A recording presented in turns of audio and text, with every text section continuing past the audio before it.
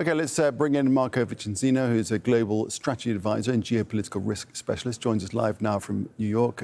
Marco, great to have you back with us. So what's your view on this so-called Project Freedom, as the US president has put it, that the US will begin escorting ships out of the Strait into the Gulf of Oman on Monday? Yeah. Currently, I think it's an attempt to try to break the current standoff. We can call it a protracted state of managed instability, whereby the standoff is now, it's gone on for a few weeks. Both sides are declaring an embargo, have declared an embargo, and both sides are probing each other without wanting to return to war. So we see this as a way to try to break that impasse, to try to create momentum. But at the same time, there's always the risk of miscalculation out there. And that risk of miscalculation is very high at the present time. And I would say is that the possibility of a return to war is something that is real. Maybe people have underestimated. I'd say both sides do not want that, and especially the international community does not want that. But the way, if you play that game of brinksmanship, one slight miscalculation, things spin out of control, and you have another vicious downward cycle, possibly worse even than the first round of conflict from starting on February 28th. The US president has been very definitive about this, saying that this will start on Monday morning. And you do wonder whether or not Iran has been involved in this process of making this announcement of, the potential escorting of vessels out of the Strait. I mean, once again, I refer to that state of protracted instability.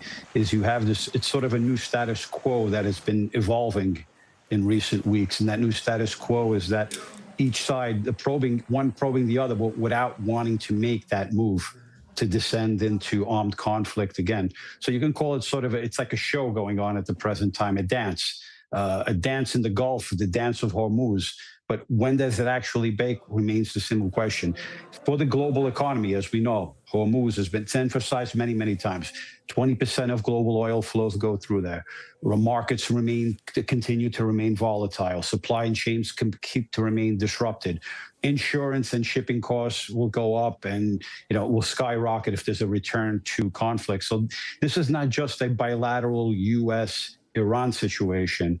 The consequences for the global trade, global commerce, and global stability are enormous. You could say we're on the cusp of a descent into the abyss if there is a return to conflict again.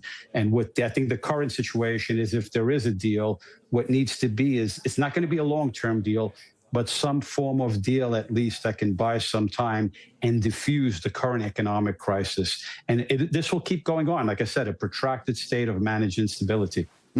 If we look at a live map of the Strait, you can see all sorts of vessels trapped there, from tankers to cargo ships, and even vessels holding huge cargoes of fertilizer. There we go. The dots in red, the arrows in red, they're the oil and gas tankers. The green ones are cargo ships, just hundreds and hundreds of them sitting there in the Arabian Gulf.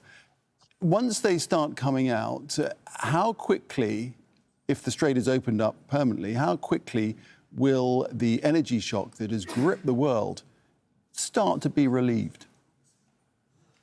It's going to take weeks. Some would even argue months. This is not going to be an overnight change. You've had from roughly 120 vessels crossing the Strait of Hormuz on a daily basis prior to February 28th, down to single-digit vessels. And the pipeline of backup is enormous at the present time. So I don't think immediately if the straits do open and you have a resumption to commerce again, it's important to point out, it's important to manage expectations.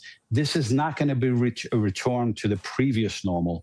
The new normal is different. The new normal is one that's going to be the era of secure, predictable, and stable flows is over.